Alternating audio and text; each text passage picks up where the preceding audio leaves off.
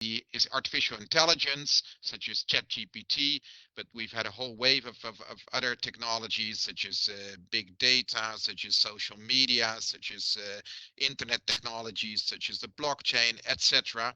And all these technologies are transforming our modes of interaction. Therefore, for example, we can do this lecture online. I can connect with you over the internet, but it's also transforming how we connect to friends, how we do business, but also how government performs, how government is organized. And yeah, we have many projects on algorithmization in the public sector, for example, in the police and in healthcare. And we really see that the organization of the police, the organization of healthcare organizations is transforming through the use of these new technologies. What we're seeing, however, is that both in literature, as already mentioned by Gerhard, but also in practice, these are largely two unconnected fields of development. Many people that work on on the sustainability transition have actually developed very few ideas about how this needs or can be facilitated by the digital transition. And on the other hand, people working on the digital transition very strongly focus on performance, efficiency, client orientation, governance, etc. But there's very limited attention actually for the question to what extent the digital transition will actually contribute to the sustainability transition. So yeah, what's called the sweet spot in this figure is where the digital transition actually helps to realize the sustainability transition. And in Europe, this is called towards a green and digital future. The two can be connected to ensure that the digital transformation actually helps us to deal with the sustainability challenge. So that's the main argument at a policy level. Um, and I'll give you some examples to make this more concrete. And a first example is the circular economy. Um, Many governments, national governments, but also local governments, emphasize the need to reduce the use of resources, to reuse resources, to recycle resources. So it's really important to have this circular economy where we do not produce waste all the time, but reuse the waste and recycle it to make sure that our usage of resources is limited. When the city of Utrecht, the city government has formulated the ambition to become fully circular, to become a circular city, and that means, for example, to ensure that the way waste is processed is done in such a way that the waste can be reused, that wastewater is used, for example, to generate energy or to generate heat. And that, for example, building materials that are now used to, for example, position seats in benches in public parks, that the material that is used there now will be recycled when it's not useful anymore. Um, so this is the promise of the circular economy, but realizing this promise is incredibly difficult actually, because it means that we have to keep track of all these resources. We have to have a good overview of how all the building materials are used, how the wastewater is processed, how the other waste is being processed. So there's a huge information challenge. There needs to be data about all these streams of resources, about all these objects. These data need to be processed and combined to be able to see to what extent the promise of the circular city is already being realized, and what needs to be done to ensure that this promise can be realized. So the city of Utrecht is now working on setting up a data and information system to keep track of all the resources. They're developing dashboards to ensure that they can provide this information in a useful manner, so that the digital transformation, the use of all this information, can be connected to the ambition of creating a circular city. So that's the first example. Second example is the energy transition. This is an example that comes from Portugal. And here the idea is really that we're moving towards different forms of producing energy. For example, by having consumers putting solar panels on their roofs, by changing electricity regulations so that the consumers can also give energy to our grids so they can be used by other people. So we go to a distributed form of energy production. This is all very promising and important in reducing the CO2 emission connected to our electricity system, but it also raises all kinds of information challenges to ensure that we know where and when, what kind of energy is being produced, how this can be distributed, how the costs can be calculated, how the money for the energy that's being produced can be given to the people that produce the energy. So again, there's a huge information infrastructure needed to support this new type of electricity infrastructure. And I'll give you a final example, and that's about mobility. Again, an example from the Netherlands about mobility as a service. You may be familiar with the idea. The idea is really um, that now everybody wants to own a car, and then car ownership is really high because people will want to have the option to go from A to B with their own car. This does result in a huge CO2 emission. So the Ministry of Infrastructure in the Netherlands has a policy for stimulating mobility as a service, where people have a sort of a chain of options, going by train and then by bicycle, maybe do some car sharing to go from A to B, so that they don't have to use their own car, but can use a combination of different modes of transport to go from their homes to work or to another place.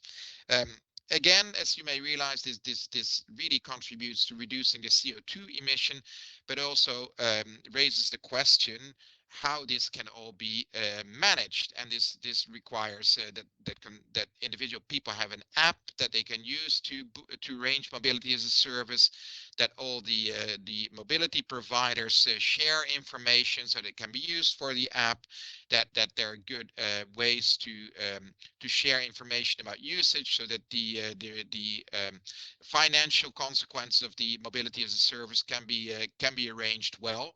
So again, we see that sort of this big sustainability ambition needs to be accompanied by a good information infrastructure that enables this to be realized. So this is the big idea of the twin transition, and these are some concrete examples to show how governments are already working on this and what the challenges are that they're facing. So what I want to do in this presentation is basically two things. Um, the first thing is more sort of an instrumental analysis, and here I want to sort of focus on what governments need to do to make the twin transition work. And more specifically, this analysis focuses on the government capacities that we need to enable governments to work on this twin transition. Um, so that's a sort of more instrumental question, where we as researchers try to produce the knowledge that can help governments to build up the capacities that they need. Um, the second one is a more critical reflection. What we do in the second paper is that we reflect on the assumptions that are underlying this idea of the twin transition, and the assumptions about the relation between the digital and sustainability transitions. And what we aim to do is to sort of challenge some of these assumptions, and also uncover questions that may not be asked related to this assumption about the connection of the digital and sustainability transition. Um, so these two storylines are actually really connected to how I see my work as a researcher.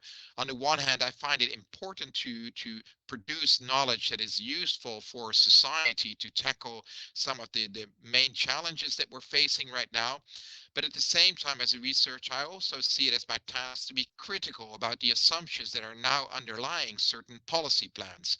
So I see this as a researcher being a critical friend, where we try to help governments and help society at large to proceed and to deal with problems, but at the same time also be critical about some of the assumptions that are underlying current courses of action. Okay, let me start with the first storyline, the capacities, and this is based on work in progress. We already presented a first version of our paper at the ECPA conference, the Conference of the European Group for Public Administration. And what we do in this paper, we sort of bring together literature from a whole bunch of different streams of literature. Um, it's literature on the sustainability transition, on the digital transition, and on the twin transition.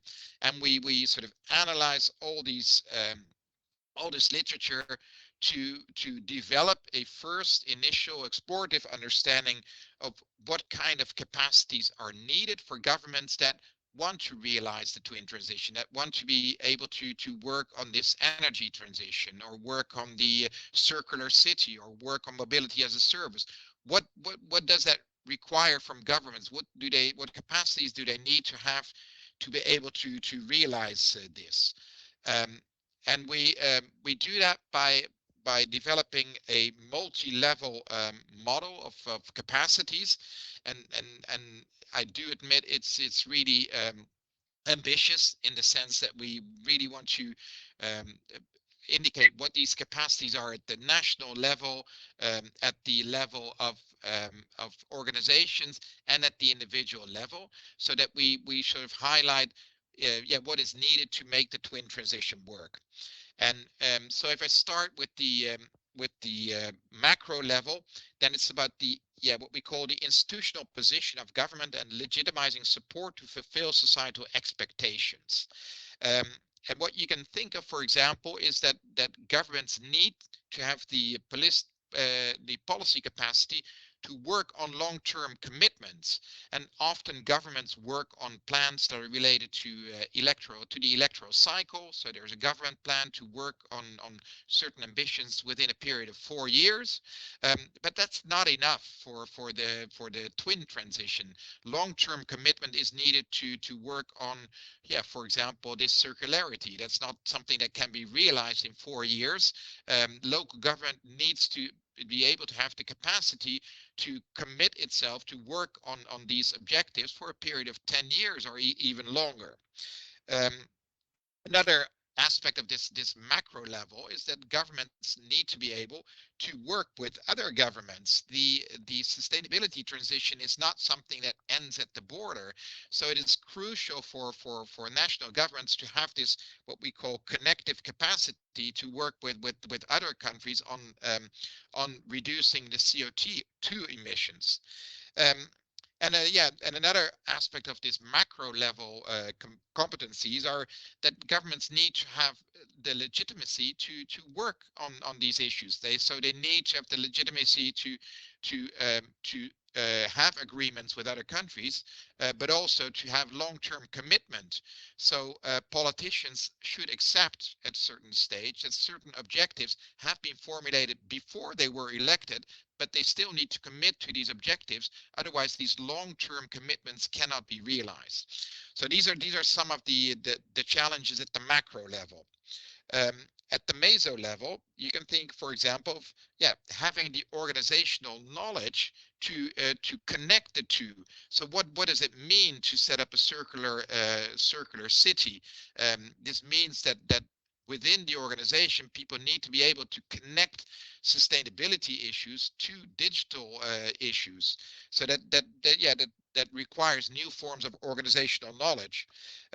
It also means that organizations have to be able to work together. So for example, if we look at mobility as a service, then the Ministry of Infrastructure had to work with the national railways, with local bus companies, and with all kinds of other organizations to realize this system. At the micro level, some of the issues are that that civil servants need to be able to connect to knowledge domains that are very distinct. So they need to be able to translate, for example, what are information requests coming from a distributed energy system, so that ICT people are able to work on this. They also need the language and the motivation to work across boundaries and to work with people from very different domains. Um, so these are some of the huge challenges, and we brought this together in this overarching model, where we say, okay, at the institutional level, and I think I already mentioned these types of capacity. We need a policy capacity to have a long-term commitment. An example from the Netherlands is the Delta Commissioner. Um, that is a new position that was created to ensure that there's long-term commitment to protecting ourselves against the rising oceans. So that we all know that challenge will be coming. It will be coming, and we don't know how soon it will be coming, but we need to be prepared. It will not happen in 4 years, not in 8 years, but it will happen. So we created a new administrative form, the Delta Commissioner, to ensure this long-term commitment. An example of the legitimizing capacity is a citizen panel for am I still sharing my slides? Yeah. We can see everything. Yep, Yeah, okay, you can see the slides. Okay, good. perfect. So the legitimizing capacities, for example, new forms of democracy, where in the Netherlands we'll have a citizen panel for climate change, which will help governments to have a long-term support from society, which sort of goes beyond the idea of the 4-year elections. And a global connective capacity is taking place within the European Union, but also broader in the COP that will take place soon in the Middle East.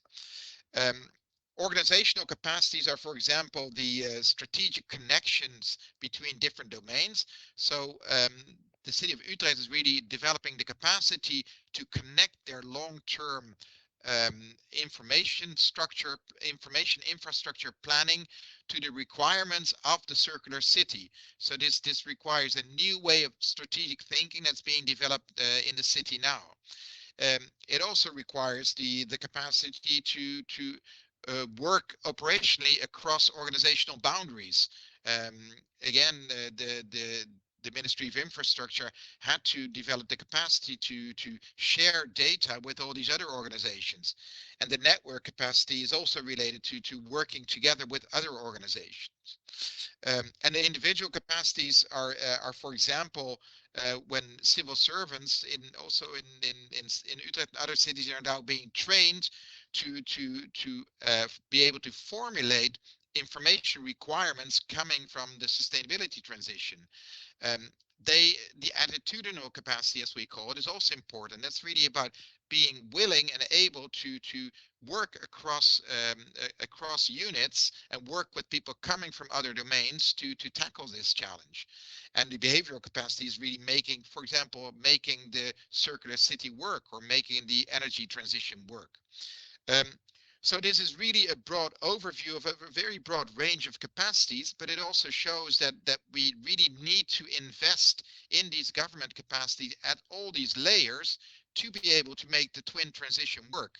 Our key argument here, it's a beautiful promise that it was formulated by the European Union, but to realize this promise, this requires a lot of hard work at the level of the national government, hard work at the level of organizations, and hard work at the individual level. So these types of capacities need to be built up in the coming years to be able to realize this twin transition. So we end our paper actually with a research agenda in which we highlight that we need to find forms to measure government capacities for the twin transition. We need to be able to measure to what extent national and local governments are really up to these new challenges, whether they've developed the capacities that are needed to make the twin transition work. The second question is about understanding the determinants of government capacities for the twin transition.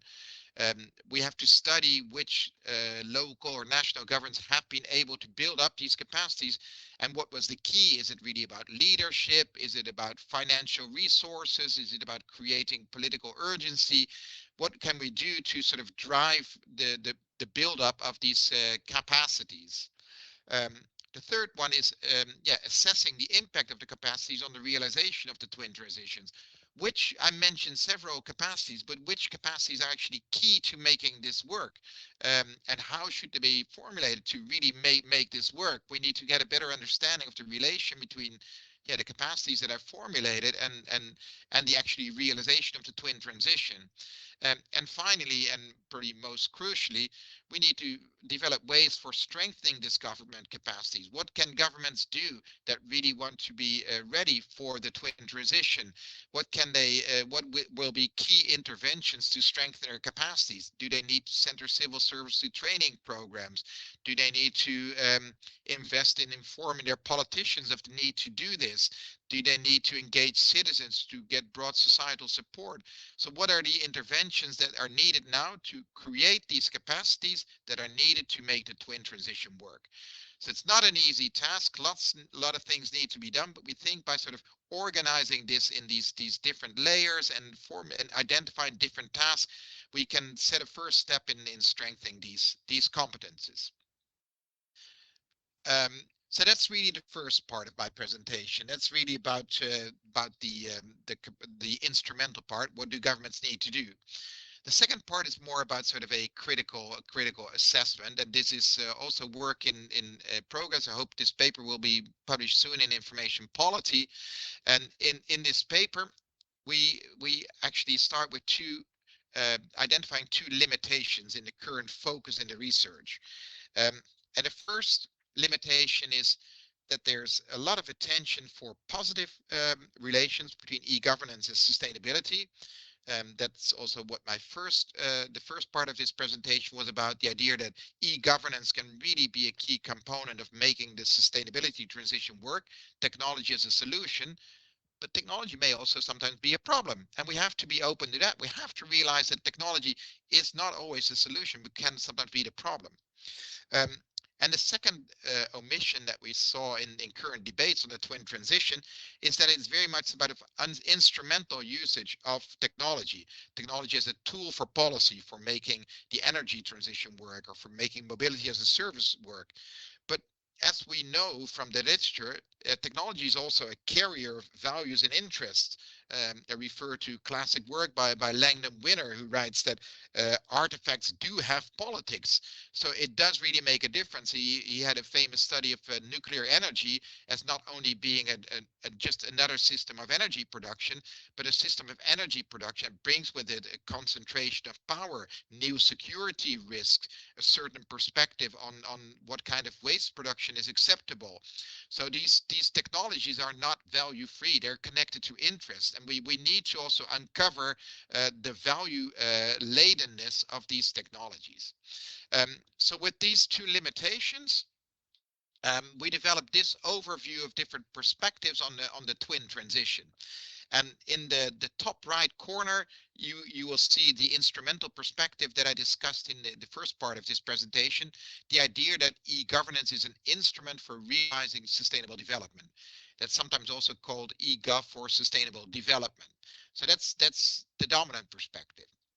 But on the top left-hand corner, you see the idea of green IT, or you could say gray or black IT, the idea that e-governance could actually result in a huge usage of energy. And we know that the data warehouses use a lot of energy, and the ChatGPT uses a lot of energy. So all these so-called useful instruments for the sustainability transition may actually generate their own problems and may actually contribute to the energy usage. Then if we go to the bottom left corner, we go to some of the institutional problems, and there what we call the machine logic of e-governance. The idea is that e-governance has some basic values and orientations in it that may actually be environmentally destructive. And what I would like to highlight here is the short-term orientation. E-governance solutions are often meant to work now, and they may cause problems in a couple of years, but we do not focus on that. We all know the problems with the legacy systems. These problems exist because there's no long-term orientation in e-governance, and that's also one of the key problems related to sustainability. Um, and finally, the ecology logic of e-governance highlights that e-governance could also be environmentally constructive. But then we need to start thinking about e-governance in a very different way, in a sort of more ecological way. And I'll come back to that later. Um, so let me go through these four cells quickly now, and then you will understand why we think current questions are not discussed currently when it comes to the twin transition, and how our research agenda and critical perspective can be strengthened. Um, E-government for sustainability, for sustainable development, is really what I discussed in the first part. It's the idea that we need um, um, information infrastructures for the circular city, for mobility as a service, and for distributed electricity systems. What we observed here in the literature that perverse effects and opportunity costs of e-government for sustainable development are largely ignored. There's very little attention for the fact that yeah, that e-government may actually not have the desired effects, or may actually compound the existing problems. Then when we come to green IT, we were surprised to find that there's actually hardly any literature on green e-governance. There is some literature on green IT in the private sector. Um, the idea that when organizations start using IT, they should not only look at the question whether it's whether the technology works well, whether it's open source technology, whether it's efficient, whether it's client friendly, but also whether it's sustainable, whether all the data that's being used, for example, for the client management system, or for using from some kind of form of algorithm, also generates energy costs. So there's a growing realization that IT by itself may actually use up a large percentage of the worldwide energy resources. But still, within government, this is only discussed to a very limited extent, and in the literature there's hardly any attention. Um, we did find that in the UK, they did formulate the greening government ICT vision. So that's the idea that a cost-effective and energy-efficient ICT estate, which is fully exploited with reduced environmental impacts to enable new and sustainable ways of working for the public sector. So in the UK, they've started to realize that. Some other governments have also started working on that, but there's still very, very little information and no literature on green e-governance.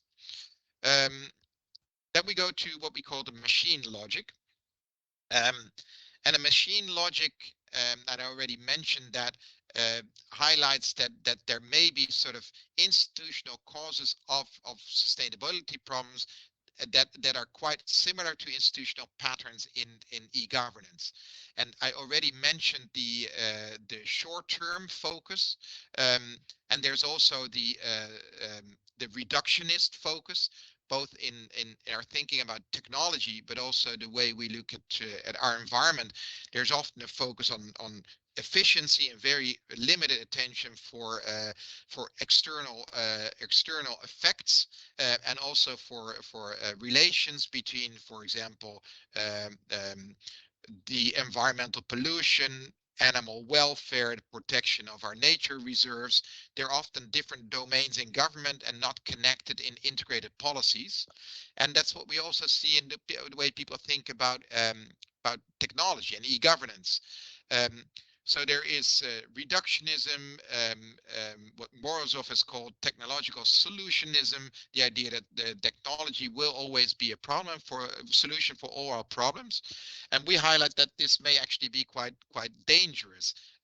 High faith in technology can form a barrier for sustainable transformation. And example that I have from the Netherlands is where the Minister of Transport said, okay, we need to reduce our air travel for a couple of years, but then we'll have clean, silent airplanes, and then we can all fly to every location again. So there's no sense of urgency that we should fly less, no sense of urgency that we should invest in other forms of transport, because silent and clean air travel will bring us all the solutions. Well, this promise has existed for a long time. It has not been materialized yet, so it may even be dangerous because it can stop us from taking the measures that we need to take to protect our environment by having blind faith in technological solutions. Um, and then we come to the fourth cell, the ecology logic of e-governance. And this is, there's very little literature on this yet, but there are some key publications on information ecologies.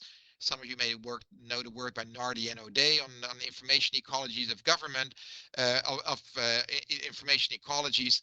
That's really a new way, which is less reductionist, takes more integrated approach, cherishes also the idea that information does not only exist in systems, but also in the heads of people, in connections between people. So it takes a richer approach to what information is and how it can contribute to societal progress. And this sort of ecological approach may be of may present a different way of looking at the twin transition. And one example from the Netherlands is this initiative called the Sniffer Bicycle. Um, the idea really here is that if we put a sensor on the bicycles of citizens that want to participate, they can ride their bicycles and collect all kinds of information about air quality.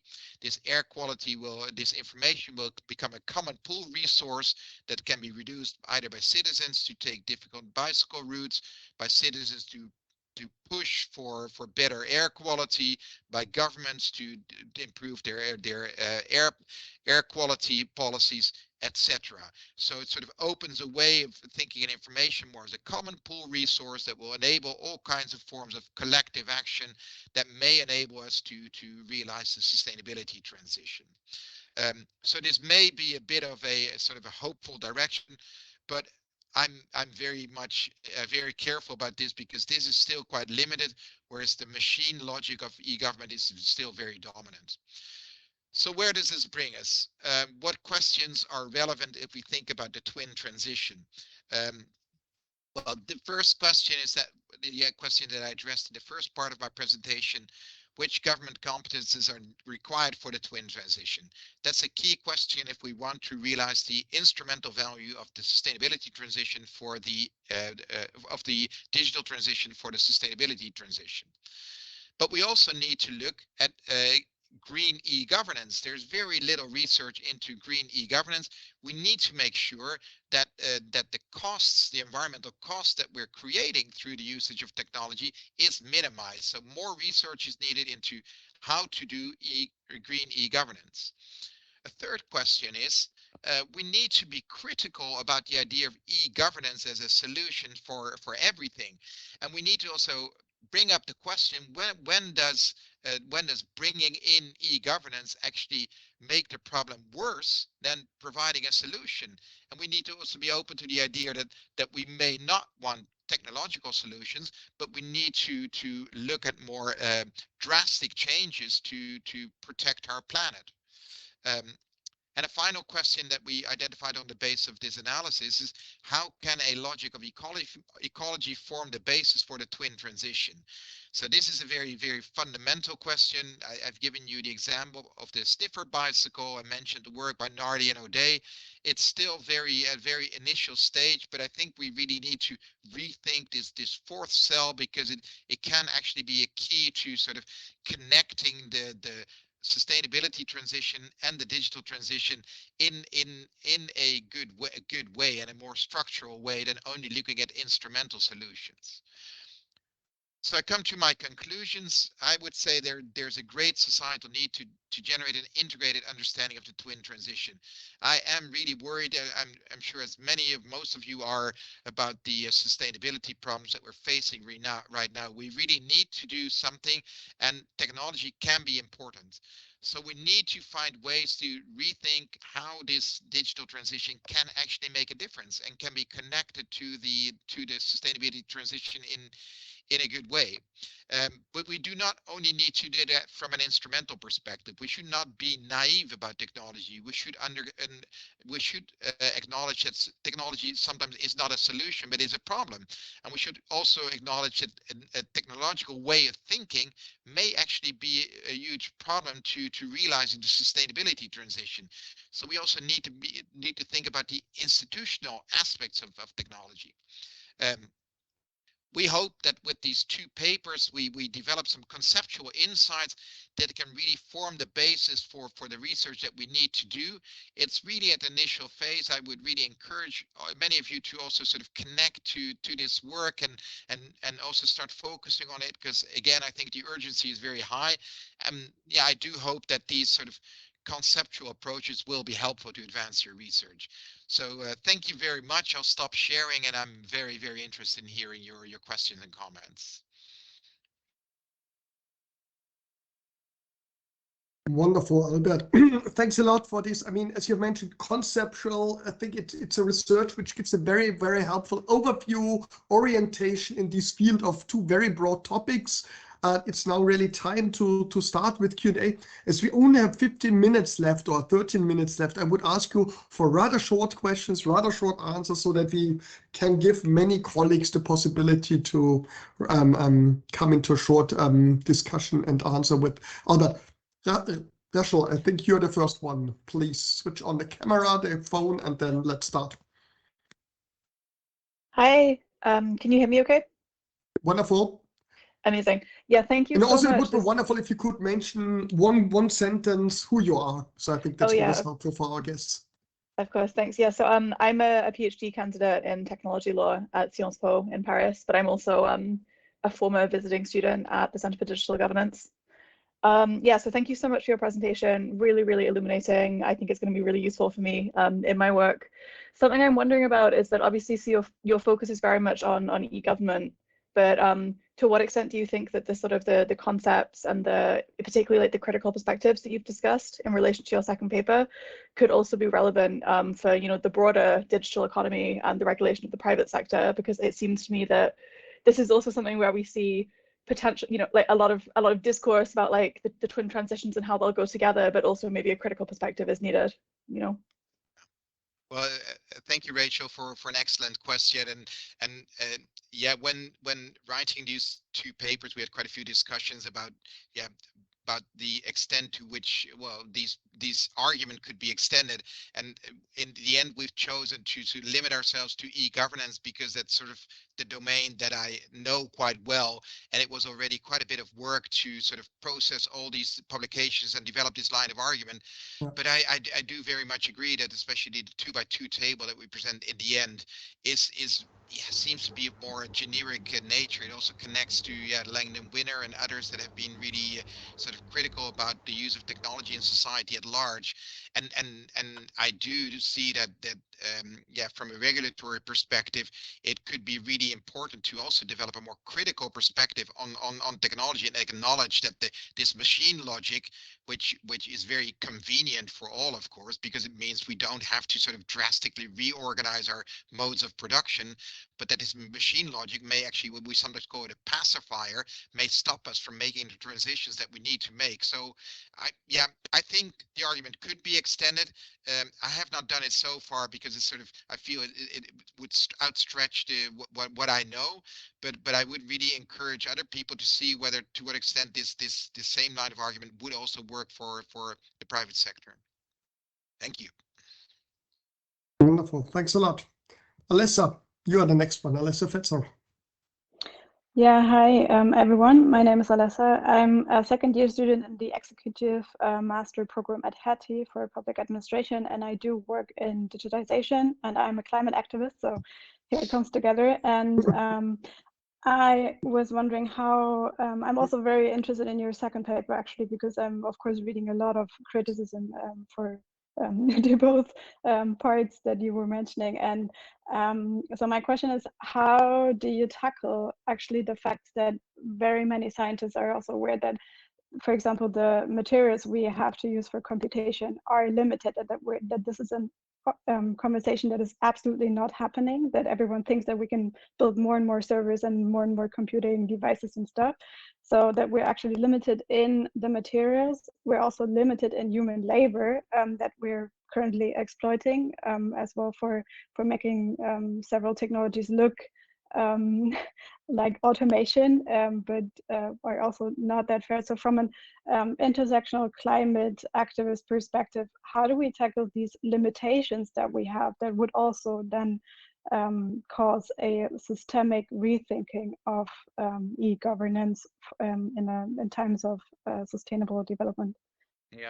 Yeah, that's a great question, Alessa, and I must probably disappoint you, but I finding the answer to that question is really difficult, because the wonderful promise of e-government for sustainable development is so strong that it's politically very, very attractive, because it really means that we can have it all, right? We can have our prosperity, we can have a sustainable world, and we do it by developing all these nice technologies. So in the end, it's a promise of making everybody happy, and that's why it's also, yeah, we have our elections in the Netherlands today, and yeah, political parties from the right to the left really feel that this promise can help them to do what they want to do, because nobody wants to sort of make the drastic changes.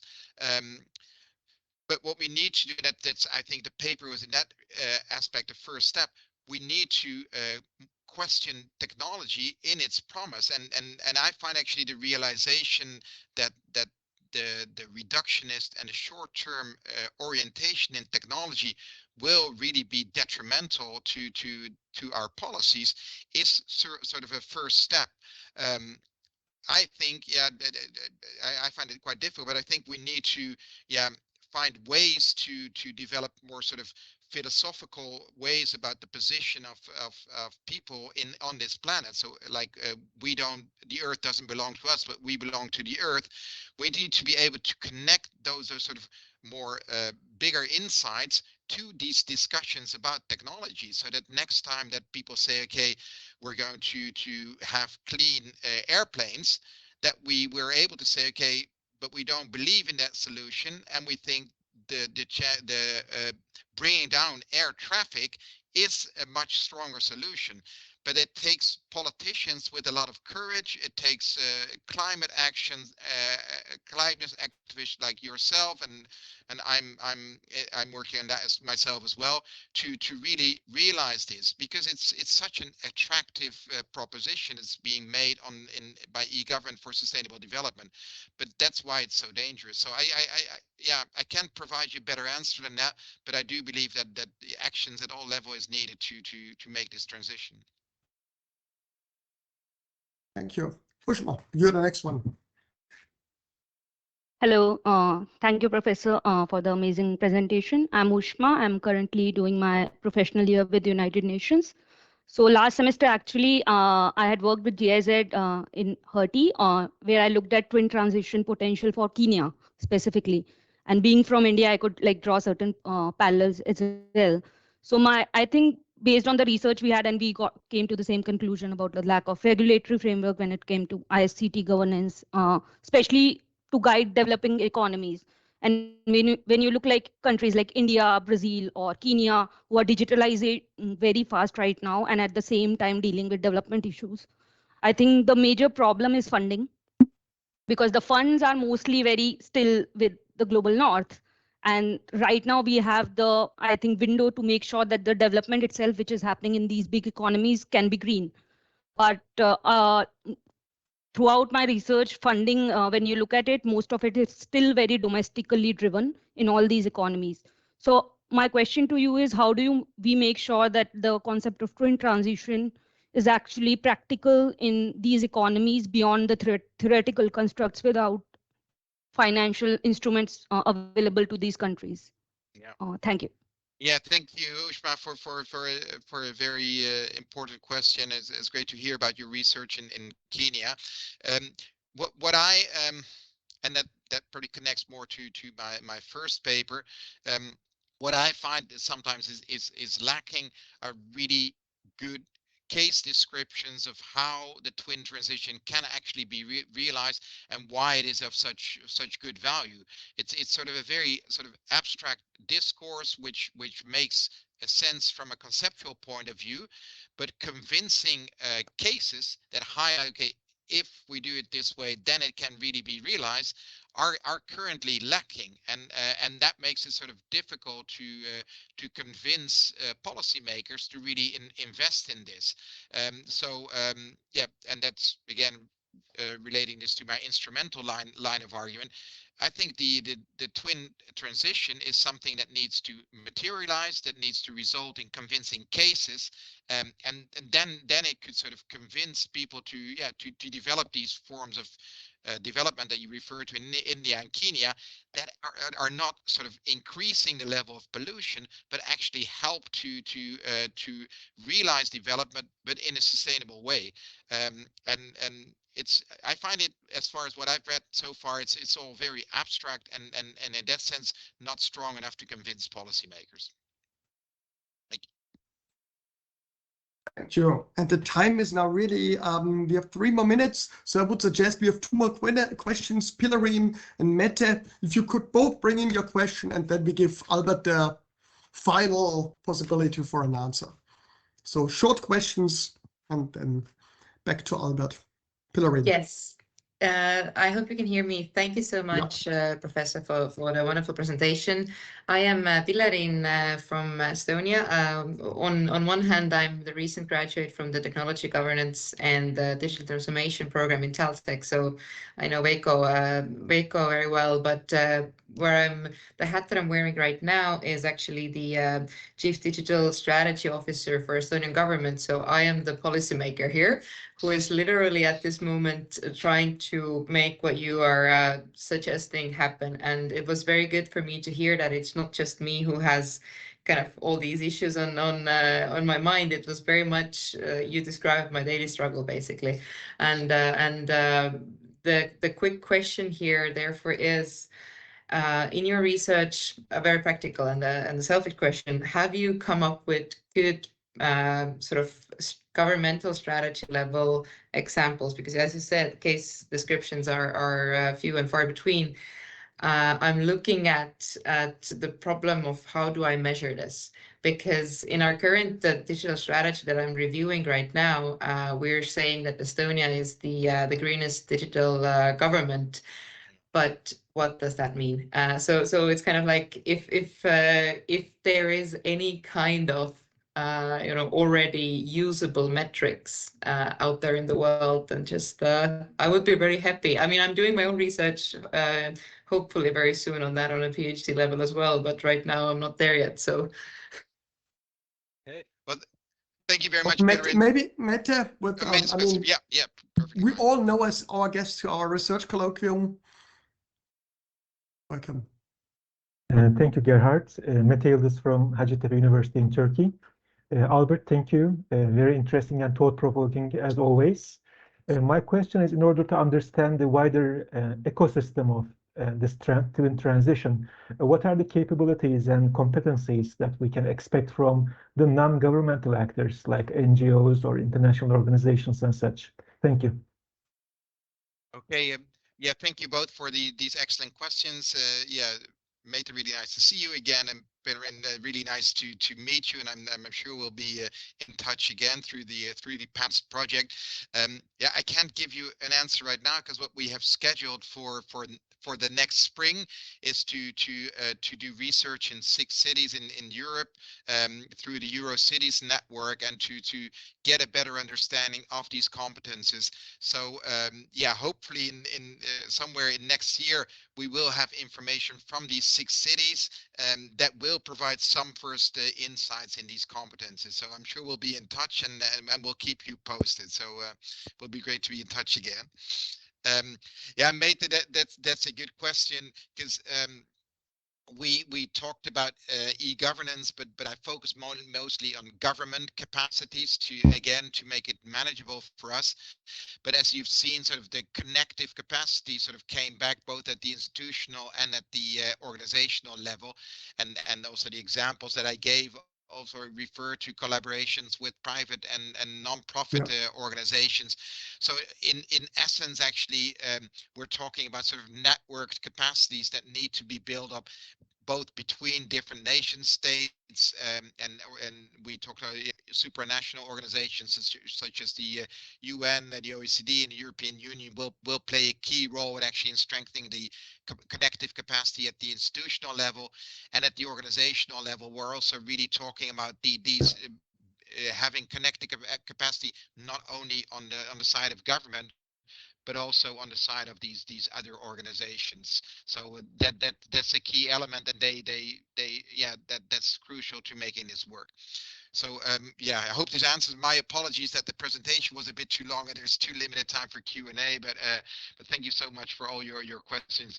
Yeah, I'd be happy to stay here for a couple of minutes to answer extra questions if that's possible, but I mean, that's great. I have to run off, but maybe I just will leave on the chat so that you can continue. Would be wonderful. But Albert, a very big thank you. I think you could see from the questions, there's a lot of interest in the topic. I think we could continue 1 more hour on the topic, on the questions. We have Anna Desiree Stockermann. I mean, maybe you look in the chat. There is a very nice question from the Netherlands on the topic.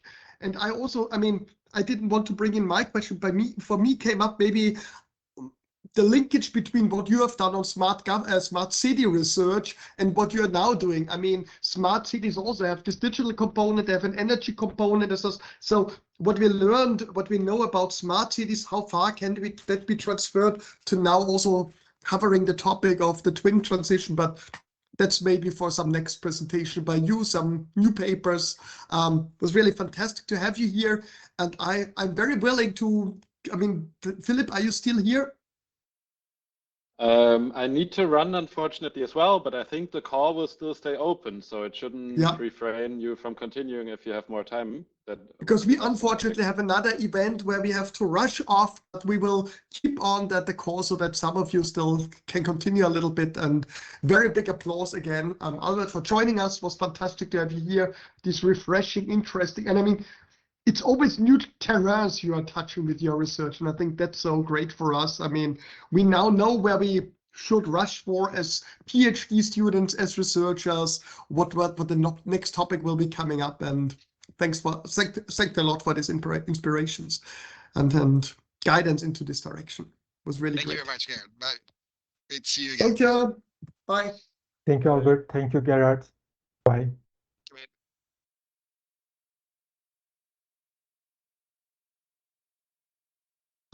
Anna is now gone. I wanted to pass over to Anna for the question. I think she's still here, but she turned off her camera. Anna Desiree, you would be the next one in the list if you still want.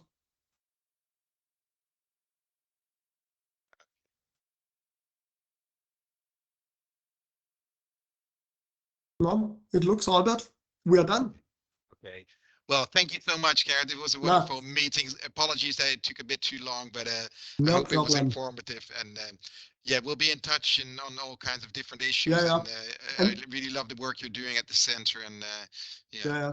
And what you have presented, I mean, in the end, it was 2 presentations, 2 papers. I mean, no wonder it took a little bit longer. Yeah, but they're so sort of nicely connected. Yeah. Okay, great to see you. Have a wonderful evening. Okay, bye-bye. Bye, thank you.